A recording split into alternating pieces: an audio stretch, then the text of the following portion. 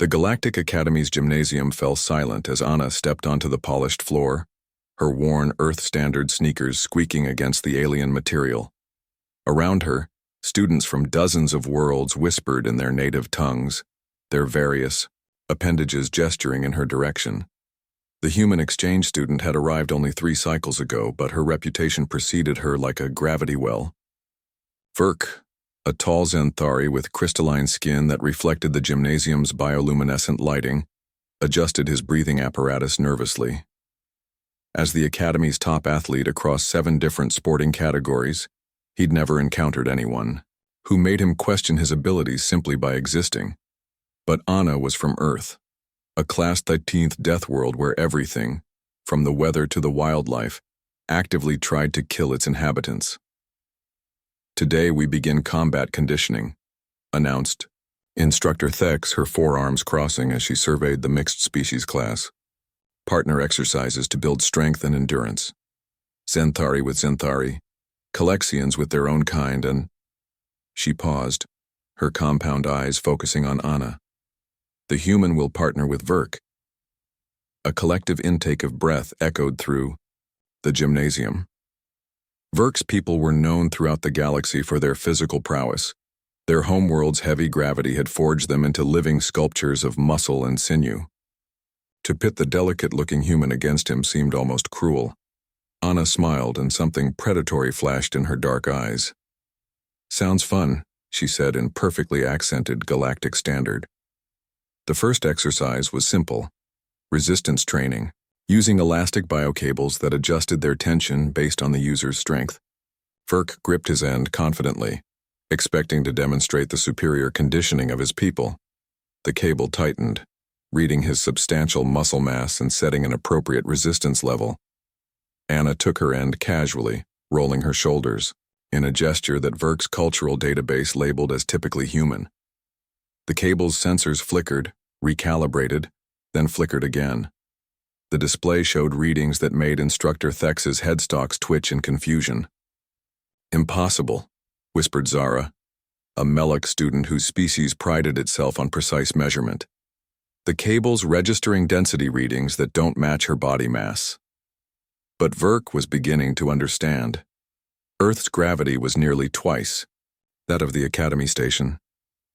Every step Anna took here was like floating.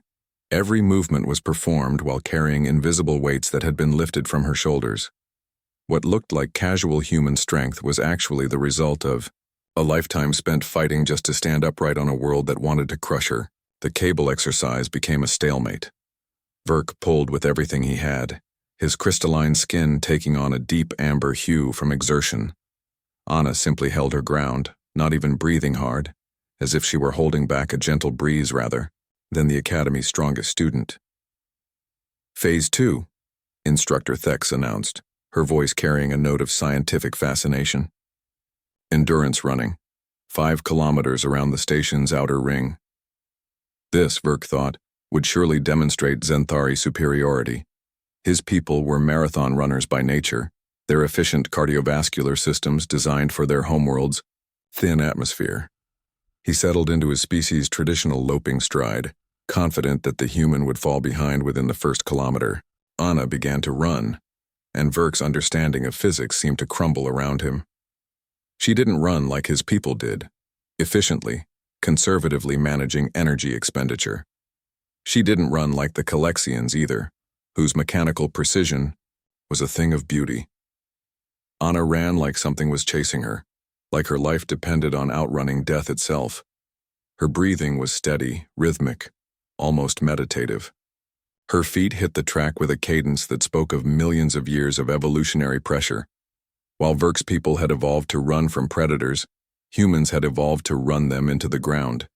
They were pursuit predators, capable of maintaining a killing pace until their prey simply collapsed from exhaustion. By the second kilometer, Verk was working harder than he ever had.